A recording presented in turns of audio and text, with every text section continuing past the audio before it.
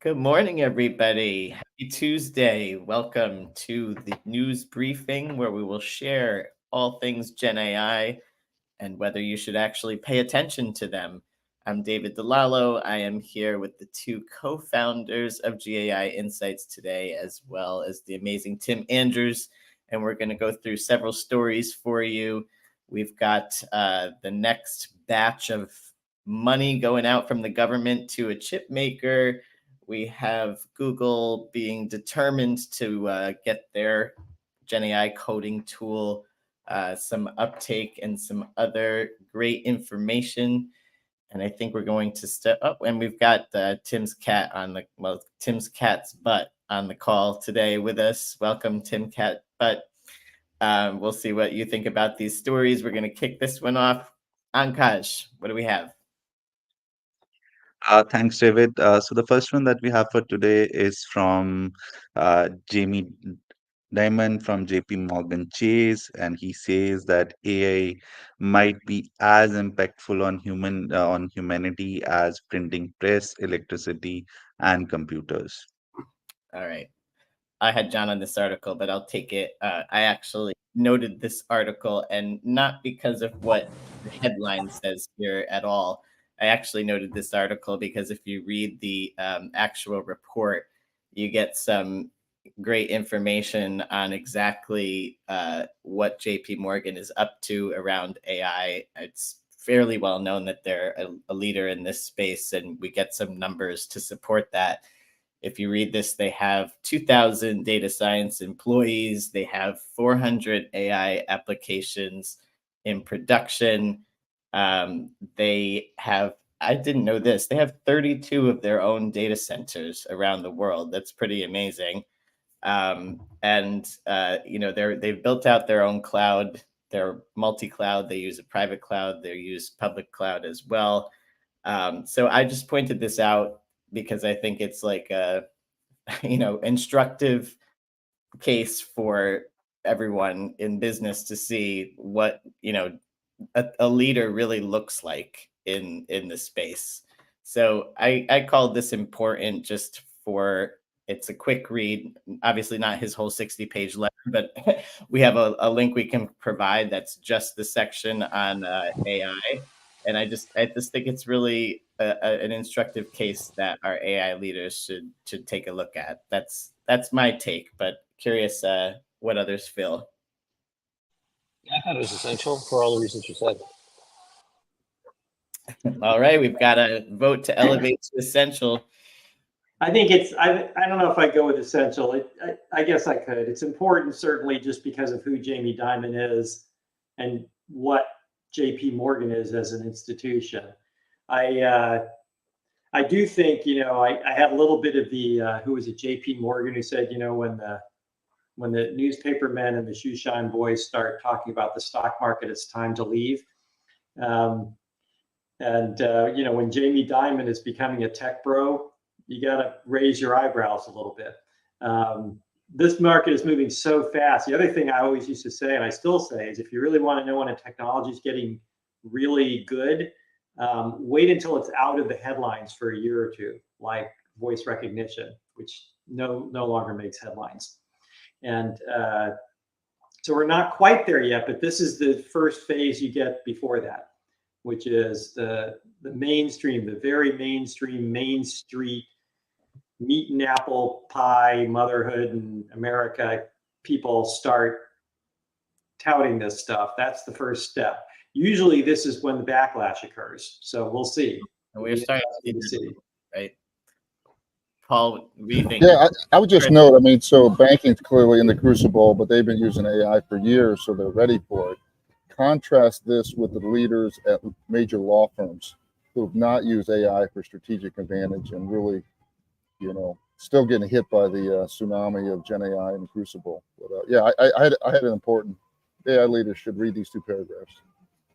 All right, we've got a majority for important. We will mark it as such. Thank you all. Ankash, where are we next here? Okay, so the next one is from BioCompare. So they have done a beta launch of LifeSci AI, their new Gen AI tool.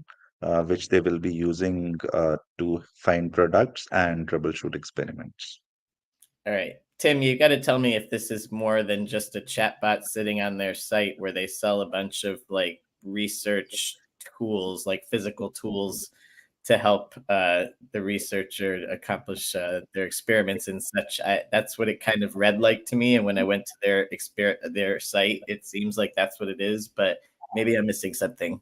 No, I think that's very much what it is. You know, in a great book written long ago by some colleagues of ours, Chunkamoy and Larry Downs, called Unleashing the Killer App, one of the top chapter titles was Give Away All That You Can.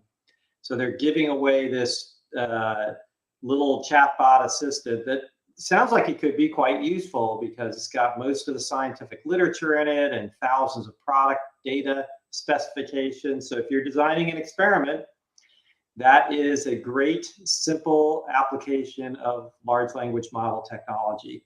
Make it easier for a bench scientist to figure out, where do I get my reagents? Where do I get my test tubes? Where do I get everything that I need to help me run an experiment and show me all the literature about the experiment I want to run?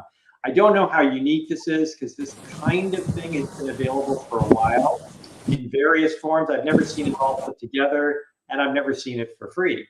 So yeah, it looks like a loss leader and a good marketing engine, but also probably something that could be pretty useful. Very straightforward use case for this kind of technology.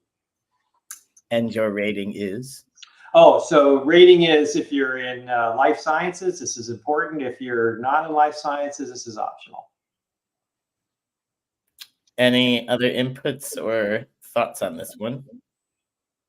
I vote for optional. All right, we will go optional, but congrats to the scientist who has some help here. Okay, next one on Kaj. Okay, so the next one is from Kohl's Group. So Kohl's Group is using generative AI on their customer comments. So they are distilling around 40,000 comments from customers each week to identify key themes and insights that they are then actioning at a store level. Okay, I ran out of time to look up Kohl's. I'm not familiar with this store. Clearly, it's one that's outside of the US.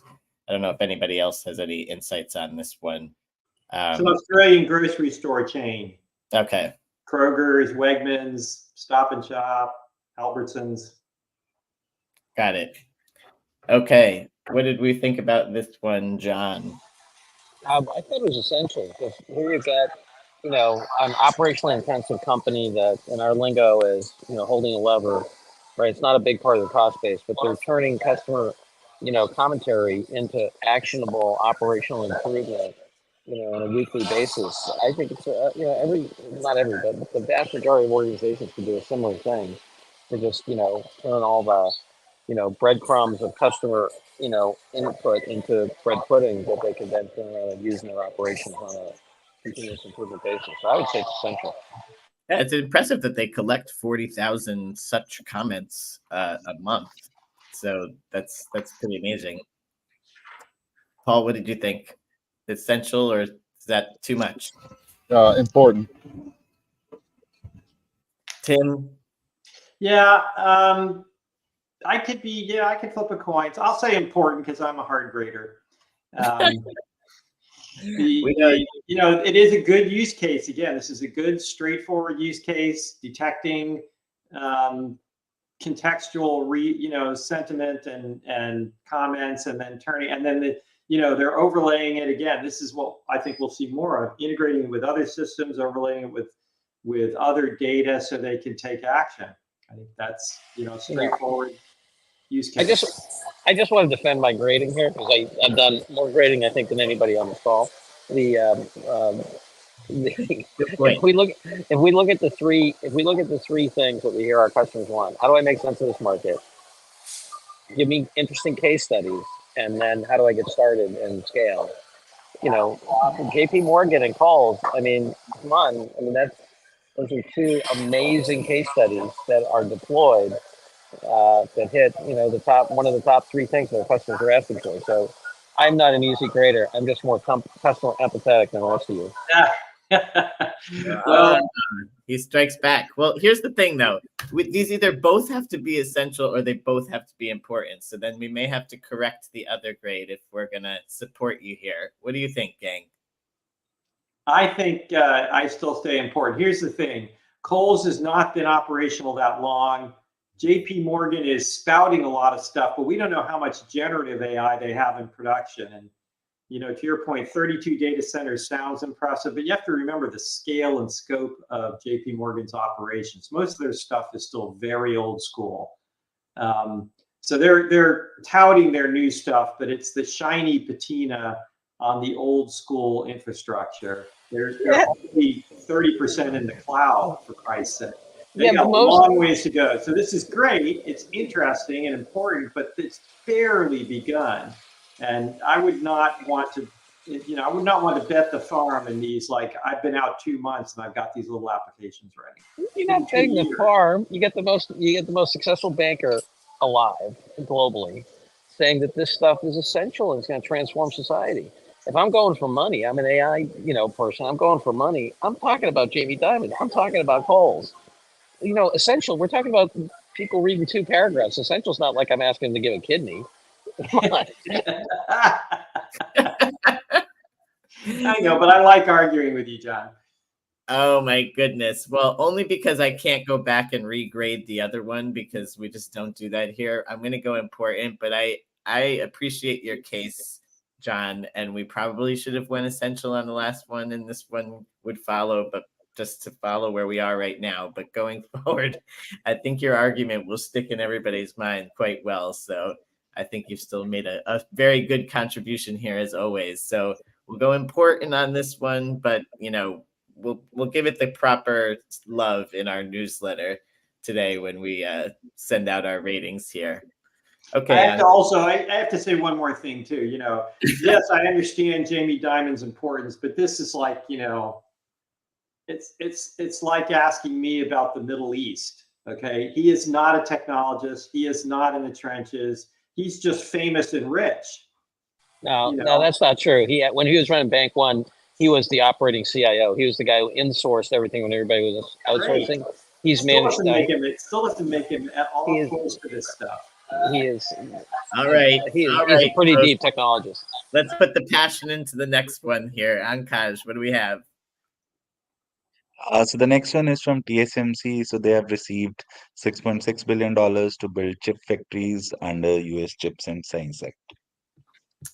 I mean, this is, obviously essential for our nation, but for the AI leader who's starved for time, I'm not sure they really need to read this. I'm going to call it optional for those reasons, but essential for us as U.S. citizens. I mean, it's just good to see, that the CHIPS Act is alive and well and doing what it's supposed to do. This is the second investment. Of course, we talked about the investment into Intel, which I'm a little less excited about because they're already delaying the start of their projects, where at least TMC has one of the 3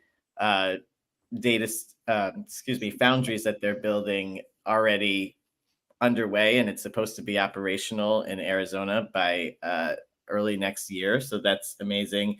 And by the way, these 3 foundries that they've committed to, these are for very advanced chips. It's 4 nanometers, 3 and 2, and the 2 is up in the air depending on where technology is at that moment, because if it's even further advanced, that's where that one's going to go.